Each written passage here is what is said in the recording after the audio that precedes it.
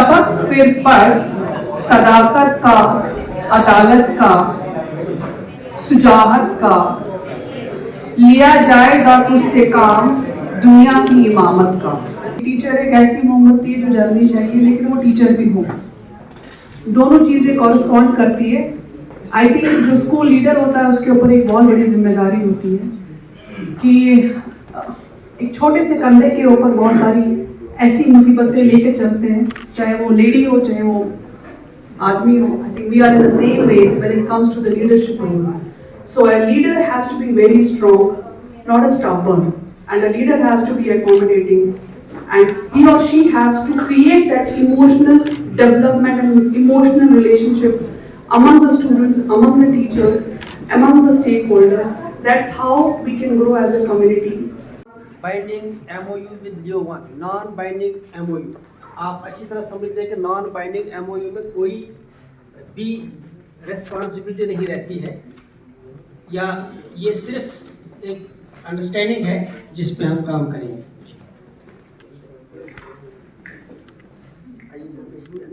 ये camera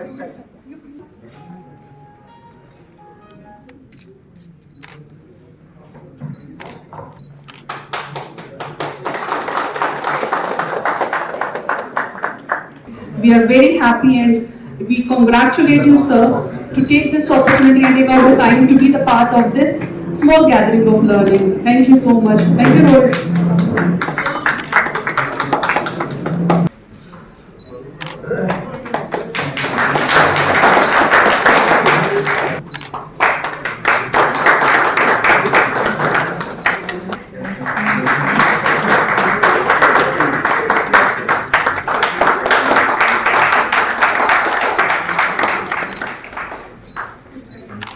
as edu leaders, जो यहाँ के सारे स्कूल, हमारे जो ओनर्स बैठे हैं, प्रिंसिपल्स बैठे हैं, हमने सोचा, गौर किया कि आखिरकार इस लॉस को कैसे पूरा किया जाए। तो आप जानते हैं कि प्राइवेट स्कूल एसोसिएशन जितनी भी नेशनल बॉडीज हैं उनकी मेंबर है, चाहे वो नीसा है, चाहे वो पसावा है, यानी जितने भी इंडिया में नेशनल लेवल के एसोसिएशन हैं हम उसके मेंबर भी हैं। बातें हुई, डिस्कशन हुआ, तो उस ताल्लुक से डॉक्टर गिरीश जी से रब्ता हुआ। डॉक्टर गिरीश जी पिछले 23 सालों से रिसर्च कर रहे हैं लर्निंग गैप्स पे। इनका ऑफिस चाइना में भी है, इनका ऑफिस यूके में भी है। ये पिछले 23 सालों से लगातार लर्निंग गैप्स पे रिसर्च कर रहे हैं और AI की मदद से ये ऐसा सोल्यूशन तैयार कर रहे हैं जिससे बच्चों की लर्निंग गैप्स आइडेंटिफाई हो और फिर उनको एड्रेस भी किया जाए। गिरीश जी, आपका बहुत बहुत शुक्रिया, आप यहाँ तशरीफ लाए। इसके बाद गिरीश जी का मामला बच्चों की तालीम से जुड़ा हुआ है। इसके बाद हमारे लिए सबसे बड़ी खुशी कि रोहित जी यहाँ बॉम्बे से तशरीफ लाए। रोहित जी लियो वन के फाउंडर हैं। इनका मामला हमारे मामला से ज्यादा जुड़ा हुआ है। डॉक्टर गिरीश साहब का मामला हमारी तारीफ से जुड़ा हुआ है, लेकिन रोहित जी का मामला जो है वो हमारे स्कूलों से जुड़ा हुआ है, स्कूलों के फाइनेंस से जुड़ा हुआ है। रोहित जी ऐसा प्लान कर रहे हैं कि हर बच्चा मुफ्त पढ़े, हर बच्चा मुफ्त पढ़े, उसको फीस देने की जरूरत अल्टीमेटली ना रहे। ये खुद ही बताएंगे क्योंकि इनको प्रेजेंटेशन देनी है कि किस तरह से स्कूल अपने फाइनेंस को मैनेज कर सकता है, किस तरह से इंटरवेंशन कर सकते हैं, किस तरह से ये अगर मान के चले अगर बच्चे की फीस महीने की 2000 है और बच्चा फीस नहीं दे पा रहा है, किस तरह ये इंटरवीन करके स्कूल को फीस दिलवाएंगे, क्योंकि स्कूल फीस के बगैर चलेगा नहीं, लेकिन बच्चे को किस तरह ये उनकी मदद कैसे कर सकते। I, Devi and Navish, we are the co-founders. We started this company back in 2017. Before that, we were lucky enough to get some scholarships throughout our life. So we graduated from IIT and IIMs and went to Stanford. We came back, but one of the core reasons that we came back to India to start this was looking at the major concerns that our friends were facing. During our time, it was the top 3 or top 5 students who were eligible for scholarship, and hence I could pay for my college fees. But my friends who were not eligible, they still struggle to get a quality education, and their life today is not at the same pace where what we are able to do with it, right? That's where we started this concept. We came back in India, and our initial concept was that if any student wants to look at quality education, the institution should not sacrifice their infrastructure or their content or their quality, but the students should still get into that system and drive this, right? How can we help for bridge this financial gap that the students have? That's the background. So it's a for-profit but an impact venture that we started back in 2017. The first concept before Leo 1, Leo 1 is something which is established just around 12 to 15 months back. We were known as Financepeer back then. The initial concept that we started was to bridge this financial gap where education institutions desire to collect the fees at one go, so that they don't have any working capital issues and they are able to pay well to their teachers, right? They are looking at growth. But on the other hand, parents had liquidity issues, so they were not able to pay the fees at one go, and they still wanted their kid to get the best of education. So at that point in time, what we did was we created a very simple bridge. On behalf of the students, we started depositing the full year fees to the school on day 1. And the parents started paying us in 12, 24 installments, so they had enough time to pay back the fees to us. This way the liquidity issue for parents went away because they don't have to pay a lump sum at the beginning of the year. But the schools got chunk of money on day 1, through which their facilities became even better, right? Even admissions started increasing. So we started just with around 24 schools back in the Dehradun market in a year 1, and slowly this concept picked up. From 24 schools, we went to 400, then 2000. Today we work with around 13,000 institutions pan-India, and we help roughly around 3.5 million students getting into education systems every year. I truly believe that the 4 concerns which we have as an educationist, as a school leaders, one is in our subcontinent, we don't have prepared learners. And today, I found that there is a way out. Reason being, अभी तक हम बात कर रहे थे सिर्फ teaching की. In our schooling system, we were talking only about teaching. And to me, this is only noise. One is learning skills, जहाँ पे हमारे 4 C's जो CBSE का हमारा authenticated booklet है 21st century skill set. उसमें learning skills की बात हम कर रहे हैं. 4 C's critical thinking and creativity, हमारे बच्चों में critical thinking पैदा होनी चाहिए, because now we are moving from basic cognitive domains से we are moving ahead to 7 domains जिसमें हम बात कर रहे हैं. अभी तक जो हमारे प्राइवेट स्कूल्स पे एक जो मीडिया में भी आया है कि they focus more on rote memorization, but the story is not now.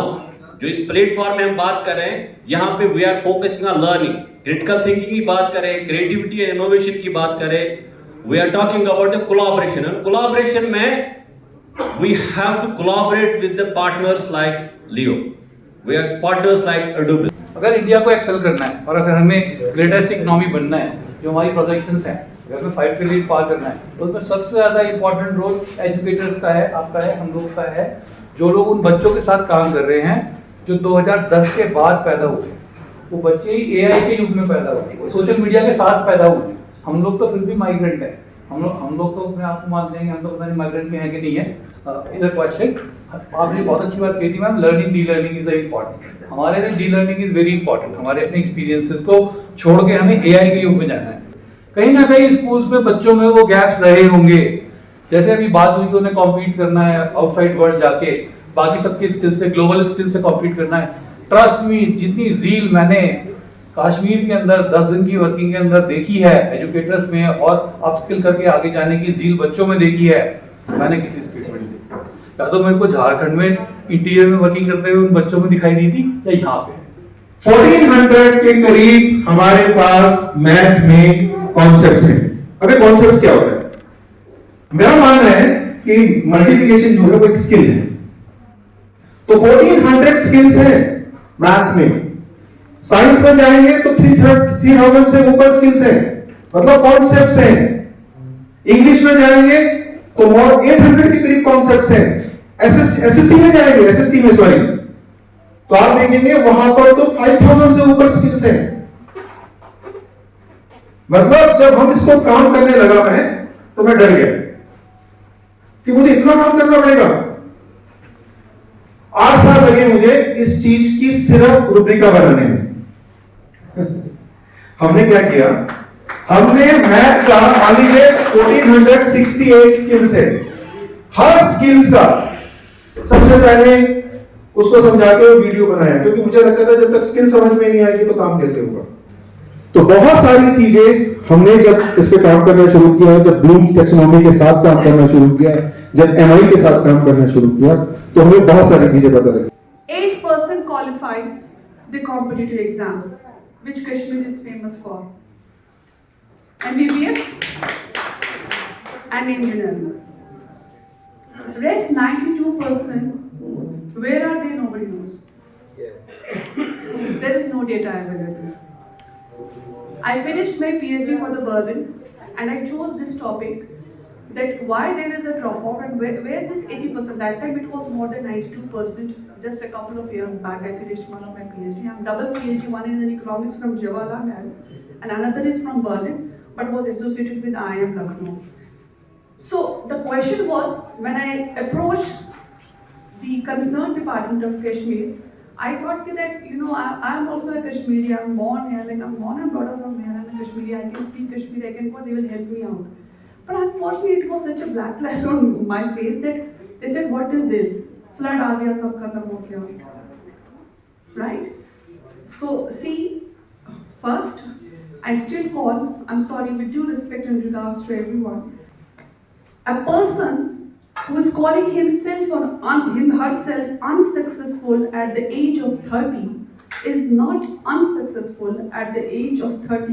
He or she is unsuccessful at the early stage because the skill, the competency is not measured.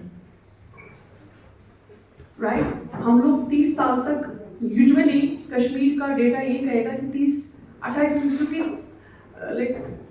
हमारा examination pattern ही यहाँ पर ऐसा है, 12th है तो उसमें 20 साल 2 साल लगते थे, ग्रेजुएशन है तो उसमें भी 4 साल लग जाते थे, बीएड है तो उसमें अभी भी 3 साल 4 साल लग ही जाते हैं। तो 30 इयर्स तक वो बोलता था कि मैंने तो बीएड भी कर लिया, मैंने तो ये भी कर लिया, but still I am unsuccessful because I am unemployed. But the $1 million question is, यहाँ और बाहर में क्या फर्क है? क्योंकि कॉम्पिटेंसी बेस्ड एजुकेशन है ही नहीं। Now, what is competency based? What is skill based? अगर यही चीज हम लोग 7-8 साल की उम्र में या 12 साल की उम्र में निकालें कि इस बच्चे में क्या स्किल है, whether he can be a good engineer or he can go into the medicine or he can choose some geography or maybe psychology, maybe literature, maybe this thing. So these competencies are something which is, or if we talk about NEP, we only know NEP 2020 says 5:4:3, पता नहीं क्या, and then 5 साल 3 साल ये age होनी चाहिए, but we have not actually gone into the depth of NEP. I would like to present a special thanks to Mr. G.N. Wal, the chairman of the Private School Association, because I've known him since long, I think since the beginning of my career, 6 years back, and I've always seen him striving to give and work in the cause of education. And I think we need more leaders like him who actually, rather than working for themselves, actually work for the society and for the students and for the cause of education, since education is the beginning of every other thing. I would also like to specially thank Mr. Rohit Gajbia, Dr. Fayaz Ahmed, Dr. Girish Sharma, Mr. Said, who's the district president from Anantnag, Mr. Devi Prasad, Mr. Abdul Majid, our chief guest for today, Dr. Fayaz, Mr. Shafat Shah, who's the owner of Palm Spring Hotels and Heritage Groups.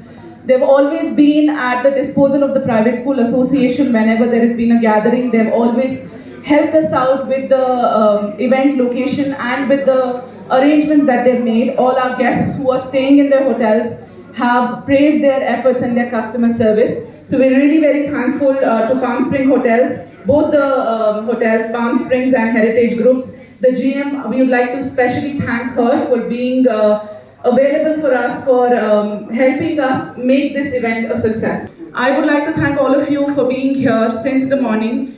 This has been a gathering of wisdom and knowledge. I think all of us have learned so much from here. We have learned about transformational leadership. We have learned about how it is important to inculcate skills in the students and to integrate technology with pedagogical practices, because if we don't do that now, we are going to be at loss. So thank you all of you for being here, for spending your time with us. आज हमने अपनी जिम्मेदारी को समझते हुए जो इस field के स्कॉलर्स हैं और इस वक्त जो इसमें रिसर्च इस वक्त कर रहे हैं, जिनकी रिसर्च इस वक्त डिफरेंट जगहों पे उसको बाकायदा तौर पे काफ़ी प्रेज हो रहा है, इस ताल्लुक से हमने मिस्टर रोहित और डॉक्टर गिरीश जी आए हैं जो हमें इस ताल्लुक से एडवाइस कर रहे हैं कि किस तरह से बच्चों के लर्निंग लॉस को रोका जाए। दूसरी बात, सबसे बड़ा मसला ये है कि पेरेंट्स का फीस का मामला है। लोगों की माली हालत उतनी ठीक नहीं, स्कूल की फ़ीस टाइम से आती नहीं। इस तरह से क्या होता है कि सबसे बड़ी प्रॉब्लम ये होती है कि जब स्कूल की फ़ीस टाइम से नहीं आती है तो टीचर सफ़र करता है, स्कूल सफ़र करता है, पूरा टीचिंग लर्निंग प्रोसेस मुतासर होता है। तो उसके लिए हमारे जो लियो वन इस गैप को पूरा करना चाहती है। वो एजुकेशन फ़ीस को रिवार्ड के साथ जोड़ना चाहती है। इनके पास एक फ़ाइनेंशियल सिस्टम है जिस तहत इनकी ये कोशिश है कि अगले चंद सालों के बाद किसी बच्चे को फीस देनी ही न पड़े, ऐसा ये फाइनेंशियल सिस्टम बना के देंगे। क्योंकि आप भी जानते हैं हर चीज़ पर रिवार्ड मिलते हैं, लेकिन फ़ीस पर रिवार्ड नहीं मिलता है। अगर कोई पेरेंट टाइम से फ़ीस देता है या अगर कोई पेरेंट एडवांस में फ़ीस देता है, he must get a reward. उसके लिए बाकायदा एक फाइनेंशियल सिस्टम इन्होंने डेवलप किया है। हमने आज इनसे MOU साइन किया कस्टमाइज़ करके, ताकि कोई भी गरीब बच्चा फीस न होने की वजह से तालीम से महरूम ना हो। हम लोग क्या करते हैं, इकोसिस्टम में फाइनेंशियल प्लेयर्स भी इसको सपोर्ट करना चाहते हैं, इन्वेस्टर्स सपोर्ट करना चाहते हैं, और पेरेंट्स को भी ये इकोसिस्टम एक्सपोज होना चाहिए। तो हम लोग करते क्या है, आपको अगर फ़ी भरनी है, आप अगर टाइम से फ़ी भरते हो तो हम लोग ने अपनी करेंसी चालू की है, लियो वन कॉइन्स। एक कॉइन 1 रुपये की होती है। आपको अगर टाइम पे फ़ी भरते हो तो 15% कॉइन्स देते हैं। आपको अगर वही फ़ीस 2-3 साल में भी भरनी हो EMIs में तो 100% हम कॉइन्स देते हैं, और इंस्टीट्यूशन को पूरा पैसा हम अपफ्रंट दे देते हैं। तो इंस्टीट्यूशन को फ़ी कलेक्शन हो जाती है, और लिक्विडिटी की जो दिक्कत है पेरेंट्स को, वो दिक्कत हट जाती है। वो उनकी तरफ से हम फ़ी भर देते हैं। पेरेंट्स को क्या फ़ायदा है, ये कॉइन्स जो हम उनको देते हैं वो यही कॉइन्स अमेज़ॉन पे, फ्लिपकार्ट पे, कोई खाने के रेस्टोरेंट में, मेक माई ट्रिप ट्रैवल, जैसे आप समझते हो टैक्स रिबेट है, आप NGO में कुछ डोनेट करते हो तो पैसा आपका टैक्स में बचता है। वैसे अपने बच्चे की फ़ीस जब आप भरते हो तो फ़ी रिबेट क्यों ना हो, वो भी तो एक अच्छा कॉज है। तो आप जो भी फ़ीस आप बच्चों की भरते हो, हम उतना ही अमाउंट का उनको कॉइन्स देते हैं, और ये कॉइन्स वो बाकी सब रीजंस के लिए खर्चे कर सकते हैं। तो उनको फ़ी रिबेट मिल जाते हैं। 50,000 फ़ीस भरो, हम 50,000 कॉइन्स देंगे, यही कॉइन से आप खाना पीना खरीदी जो भी करना है वो कर सकते हो। तो आपको ये फ़ीस वहाँ पे रिबेट हो जाता है। तो ये सिस्टम हम बनाते हैं। इसके लिए काफ़ी बैंकर्स है, NSDL बैंक, मास्टर कार्ड हमारे साथ काम करते हैं। रोहित शर्मा है जो हमारे इनिशिएटिव में हमें सपोर्ट कर रहे हैं। हमारे इन्वेस्टर्स है QED आविष्कार जो US से यहाँ पे हम लोग को फंड भेजते हैं, ताकि ये काम करके हम बच्चों के एजुकेशन में जो भी रुकावट आती है because of any financial burden, वो हम हटा सकें। तो इसके लिए पूरे सिर्फ हम नहीं, हर कंट्री आके ये सपोर्ट करना चाहती है।